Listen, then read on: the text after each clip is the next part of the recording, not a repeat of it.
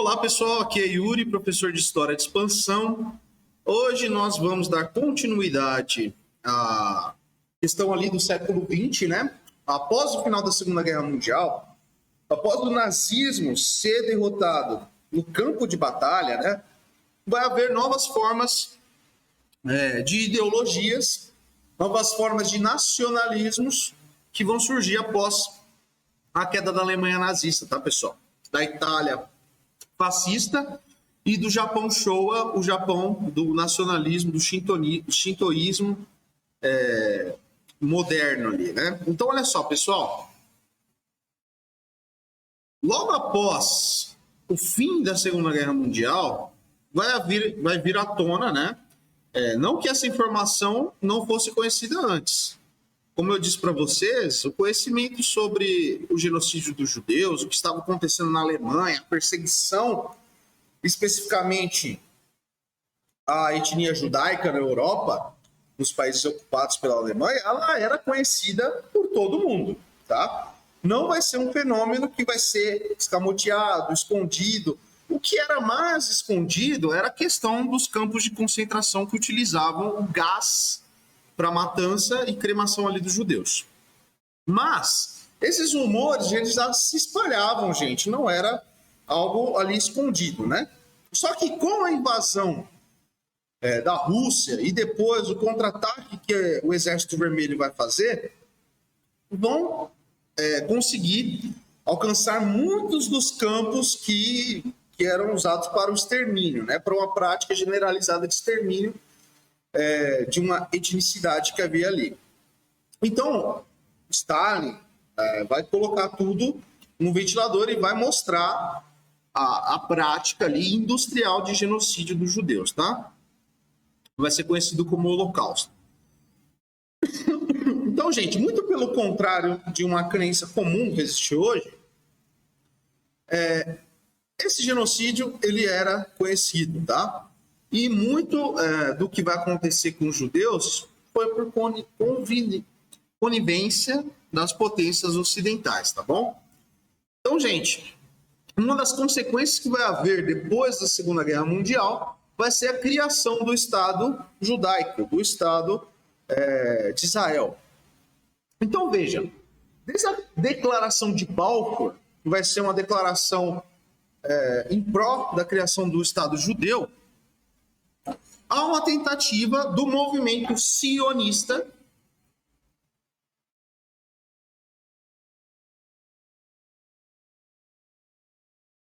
de criar uma pátria para os judeus. Veja, o nacionalismo, gente, ele estava em voga desde a Revolução Francesa. Então, desde 1789, havia uma noção de que era necessário para um povo progredir, evoluir, se destacar entre as demais nações, cada povo ter a sua nação, o seu país para chamar de seu.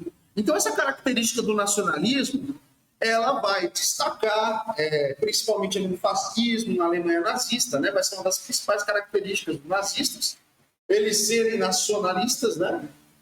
Mas vai marcar também a criação do movimento sionista. Então, Theodor Herzl vai ser o criador desse movimento. Ali no século XIX,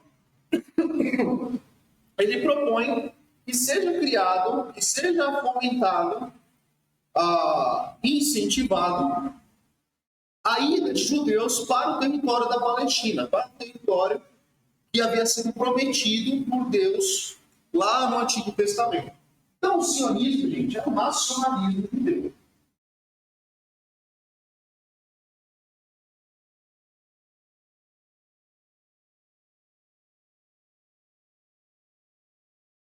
Então, vocês vejam, os judeus como principais vítimas do Holocausto, né? Vão ter várias perseguições com diversas outras etnias, com os homossexuais, com os deficientes físicos, com os ciganos, com os anões. Então, o que vai acontecer? As principais vítimas, né, até pela questão do antissemitismo, vão ser os judeus.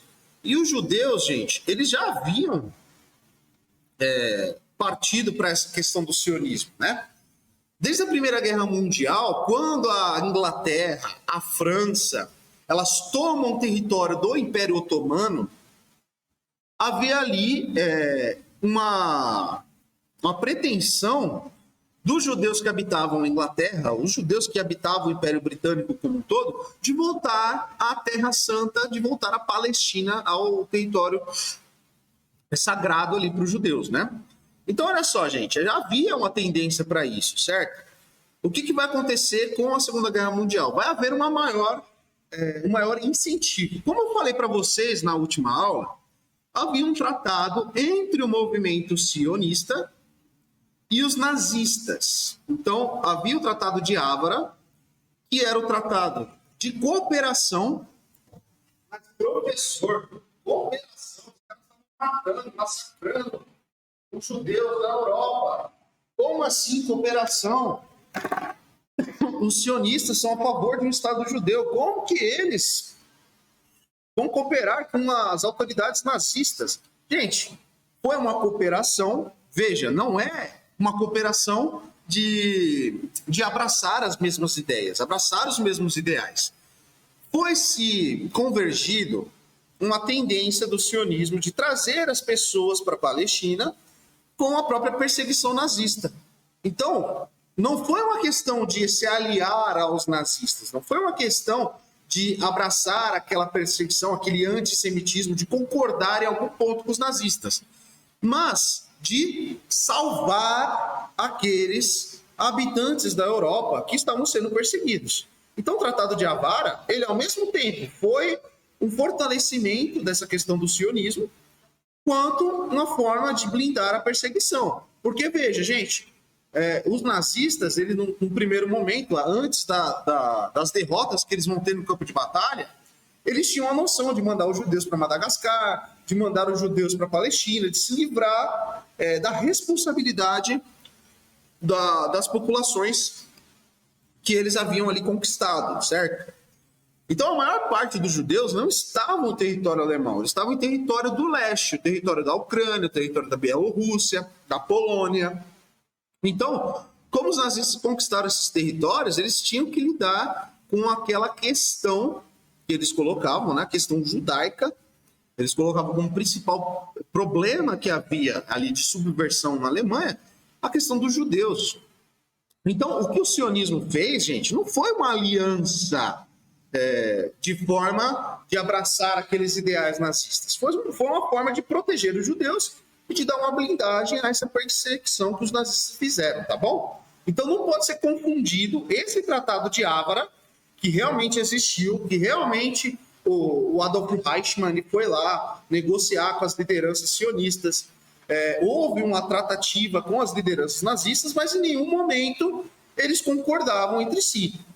Tanto é assim que quando Rommel, o general alemão que vai lutar lá no norte da África, quando ele ameaçou a tomada do Egito, a primeira coisa que ele prometeu para o Mufti, que era o representante dos muçulmanos lá em Jerusalém, era exterminar todos os judeus que haviam ali na Palestina, tá?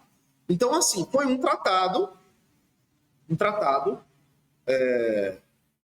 com uma fragilidade enorme, tá, pessoal? Então, o movimento sionista, ele vai se fortalecer ali com o final da Segunda Guerra, né? Vai reforçar essa noção de que os judeus têm que ter uma pátria, têm que ter uma nação para até se defender contra essas perseguições.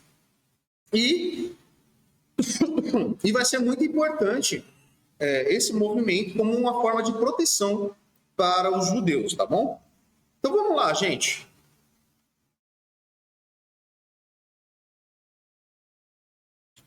O que vai ocasionar essa transferência, né?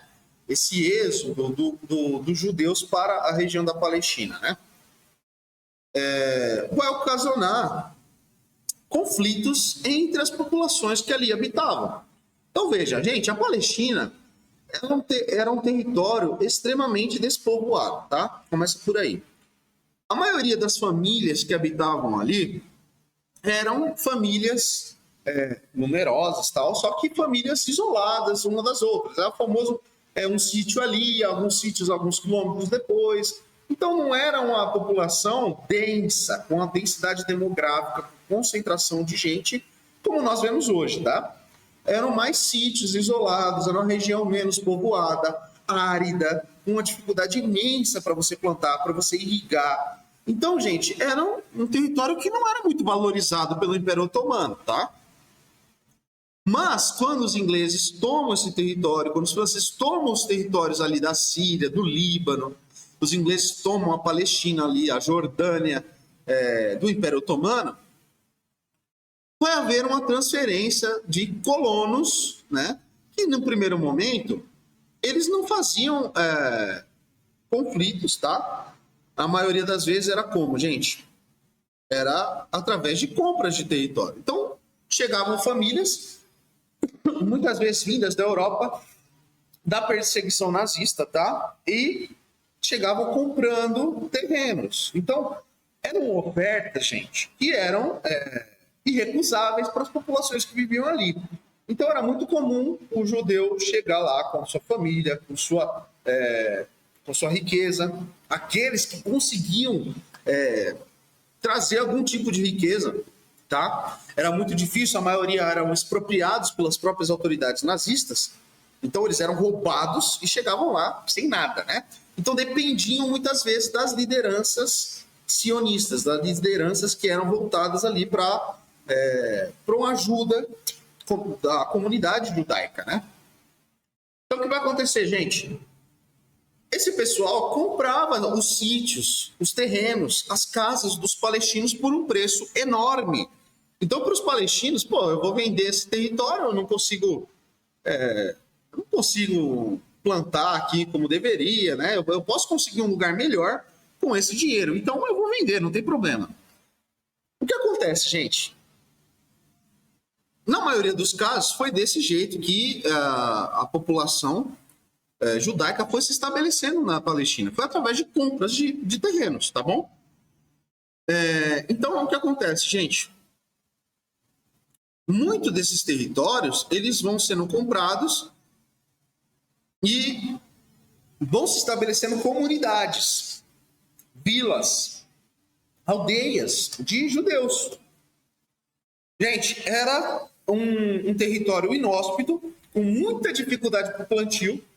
Então, até a tomada ali da questão tecnológica, os avanços na área de irrigação, de tecnologias envolvidas ao campo como um todo, até aí, gente, o território da Palestina era um território extremamente difícil para você plantar uma batata. Era muito complicado. Era uma região desértica. Então, o que havia ali desculpa. O que havia ali de identidade com aquele território? Havia ali a questão da própria religião. Mas, professor, o movimento sionista ele é um movimento político? Veja, o sionismo, gente, ele é uma forma moderna, assim como foram o liberalismo, o socialismo, o próprio fascismo. Eles são formas de modernidade, tá? De nacionalismos e tal. O sionismo também é uma forma moderna de dar uma identidade judaica. Então, veja, não é simplesmente a religião judaica, não é simplesmente o judaísmo que faz você ser judeu. Então, é mais uma coisa da etnia, da cultura. E, veja, tinham muitos sionistas, e há muitos sionistas até hoje, que são ateus, que não acreditam na religião judaica, em nenhuma religião como um todo, tá?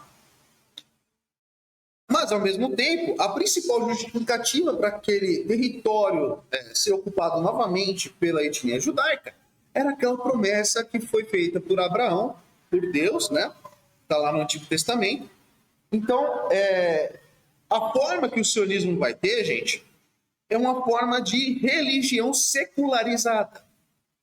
É uma forma de dar uma proteção para os judeus, só que apartado ali da religião, tá? Então vai ter duas correntes principais no Estado de Israel, que se dividem até hoje, que é a corrente do judaísmo ortodoxo, que é a população que segue a religião judaica, segue os preceitos do judaísmo, e os judeus sionistas. Então, que muito falam, o sionismo isso, sionismo aquilo, seria essa forma secular da modernidade, desse nacionalismo judaico, tá? Que não necessariamente está atrelado à religião, tá, pessoal? Isso é muito importante entender, tá? Então vamos lá, vamos começar os slides, né?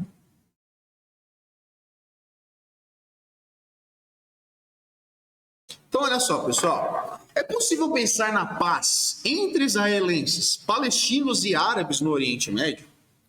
Qual é a analogia feita pelo escritor israelense Amos Oz no excerto a seguir?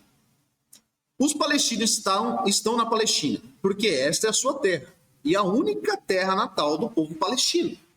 Os judeus israelenses estão em Israel, porque não há nenhum outro país no mundo a que os judeus, como povo, poderiam chamar de seu lar. O que precisamos é de um compromisso doloroso, porque ambos os povos amam o país. Se há algo a esperar, isso é, um divórcio justo e razoável entre Israel e Palestina, e os divórcios nunca são felizes, mesmo quando são justos. Mas melhor do que o inferno vivo que todos estão enfrentando agora naquele país amado.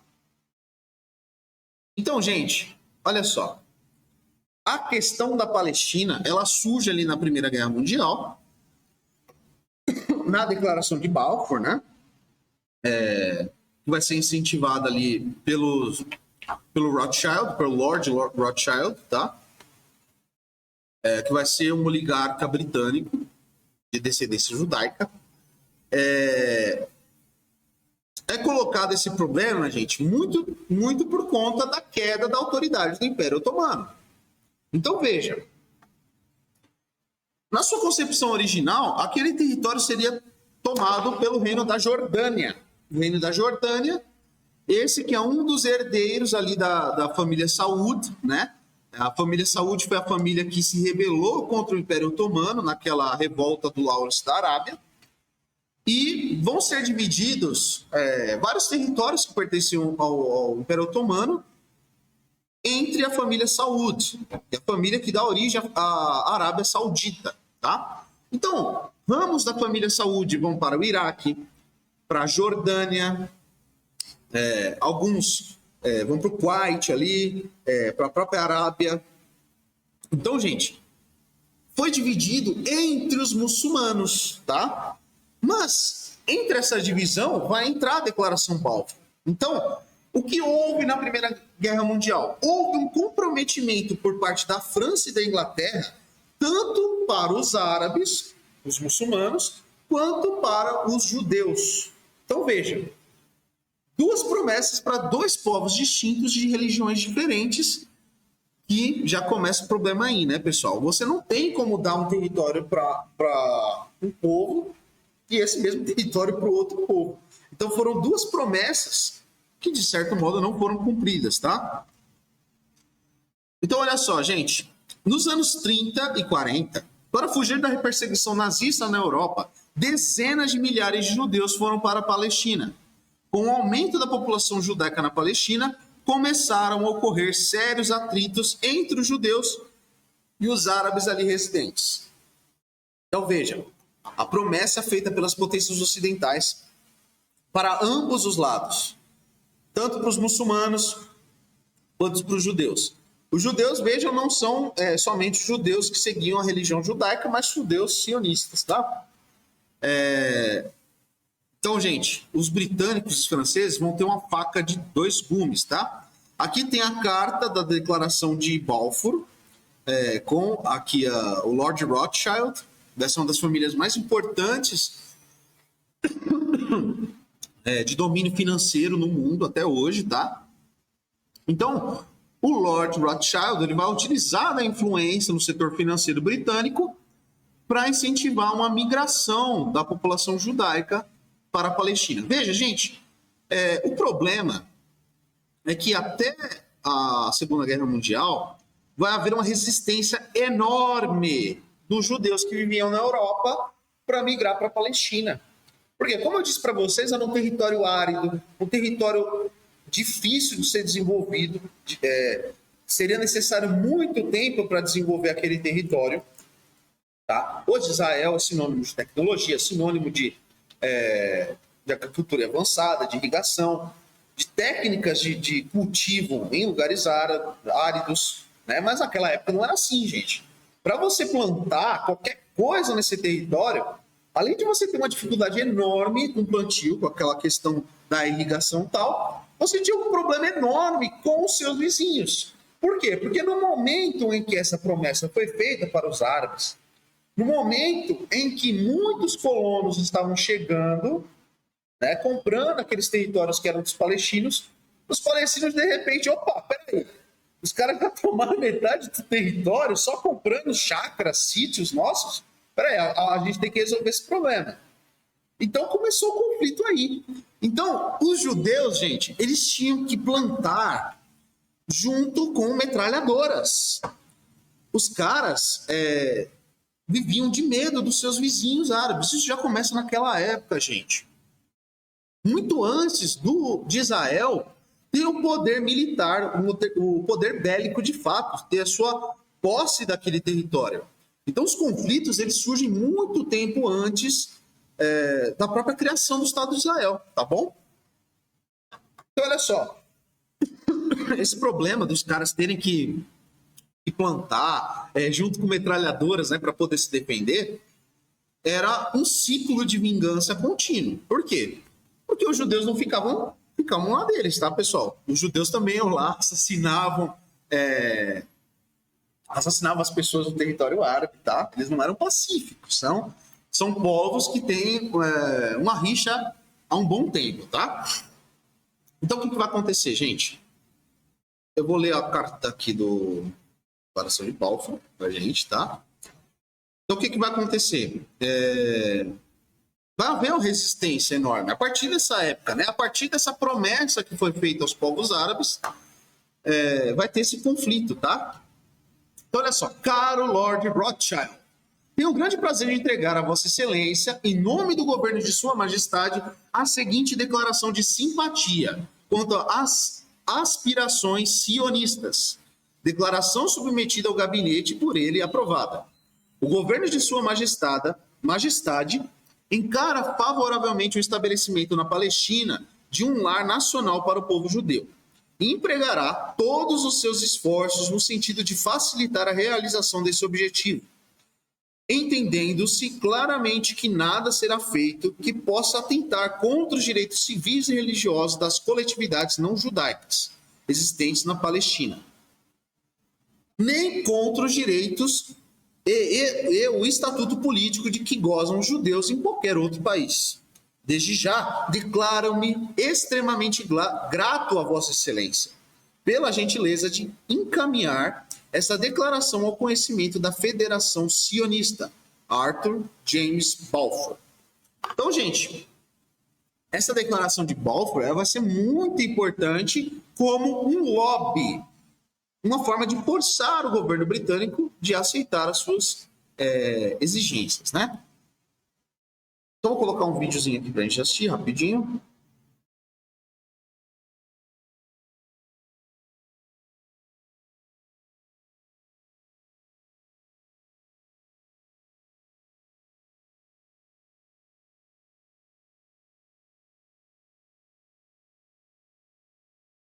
Você recebe o dinheiro na sua conta em segundos.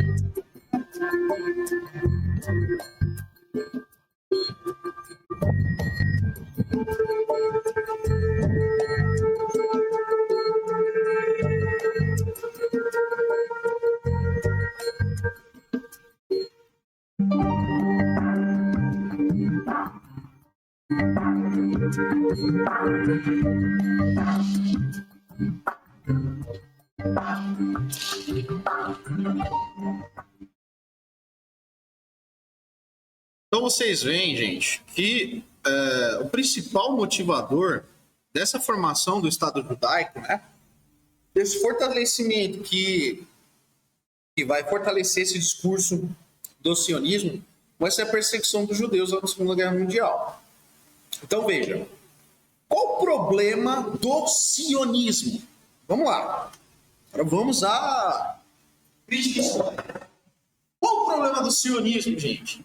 Gente, o problema do sionismo é simples. É o nacionalismo. O nacionalismo é o problema, gente. Em qualquer situação. Um dos maiores causadores de desgraças. Toda a história do século XVIII, XIX, XX, XXI vai ser o nacionalismo. O que é o nacionalismo? O nacionalismo, gente, é uma ideologia que coloca a nação acima de tudo, acima da verdade, acima da justiça. Contanto que a nação esteja sendo favorecida, você pode fazer o que quiser. Esse é o problema do sionismo, o problema do nacionalismo. Isso vale também para a Palestina. Se a Palestina estiver cometendo injustiças, ela está errando também. Então, o nacionalismo de ambos os lados é ruim, gente. Qual que é o conflito de hoje em dia? É um conflito entre o nacionalismo judeu e o nacionalismo palestino. É óbvio que o nacionalismo palestino não tem a força bélica, o apoio dos Estados Unidos, da Inglaterra, né? Que vai ver ali depois da Segunda Guerra Mundial, vai ter toda aquela força de lobby, né? É óbvio que não vai ter o mesmo poder. Mas, em uma situação onde os palestinos também tivessem condições de oprimir os judeus, isso também ia acontecer. Então, qual é o problema, gente? O problema é colocar a nação acima de tudo. A nação, se ela estiver cometendo injustiças, se ela estiver atacando um país injustamente, é óbvio que ela está errada. Então, muito do problema que vai ver depois da Segunda Guerra Mundial, esse conflito entre os palestinos e os judeus, vai ser culpa dessa ideologia, tá? Essa ideologia que vai ser abraçada por vários povos, né? A gente tem de problemas hoje em dia, por exemplo. Gente, vai ser o nacionalismo do Irã, por exemplo. O Irã é uma potência regional ali que ameaça Israel, que ameaça a Arábia Saudita, mas que também tem toda aquela questão do nacionalismo. O que vamos ter na questão da Palestina, da Arábia Saudita, das nações islâmicas ali, as principais que tem na região? Gente, vai ser também a forma moderna do Islã, vai ser o wahhabismo.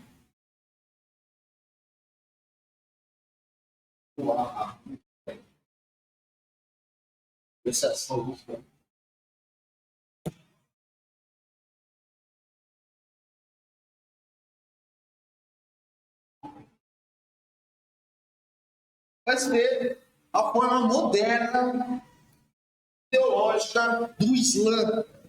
Então, o wahhabismo, gente, essa forma radical moderna que se tem da religião islâmica, ela vai moldar ela pode ser entendida como fascismo muçulmano, tá? A forma de dar uma atualizada, voltada para a modernidade, voltada para essa questão nacionalista, para o islamismo, tá? E essa ideologia que vai formar a fraternidade islâmica. O que foi a fraternidade islâmica? Gente, foi um grupo moldado nessa ideologia aqui, que vai ser a origem da maioria dos movimentos que a gente conhece como terroristas hoje em dia. Então, de ambos os lados, há uma adaptação, né, dessa questão da modernidade, de colocar a ideia, né, acima da realidade, tá, pessoal? Uma forma ideológica de enxergar a realidade. Então, veja, como eu coloquei aqui, ambos os lados, eles abraçam essa questão do nacionalismo. E o nacionalismo, gente, ele cria conflito. É normal. É uma coisa mais comum, se você coloca a sua nação acima de tudo, é você criar conflito com outras nações. Isso pode acontecer em qualquer lugar do mundo, como já aconteceu. Então, assim, é um conflito muito complicado, muito difícil de ser resolvido, porque, como eu disse, foi uma promessa que foi feita para ambos os lados. Ambos os lados reivindicam essa questão nacionalista, né? Então, num mundo onde se leva muito em consideração isso, é difícil você resolver esse tipo de conflito, né? Então, acaba sendo uma disputa entre forças. Então, vai lá, os palestinos atacam a população civil israelense. Aí os israelenses vão lá e bombardeiam universidades, escolas, casas comuns de população civil também. Aí o cara se revolta e entra no movimento nacionalista palestino, Hamas, para combater os israelenses, e esse ciclo vai se repetindo.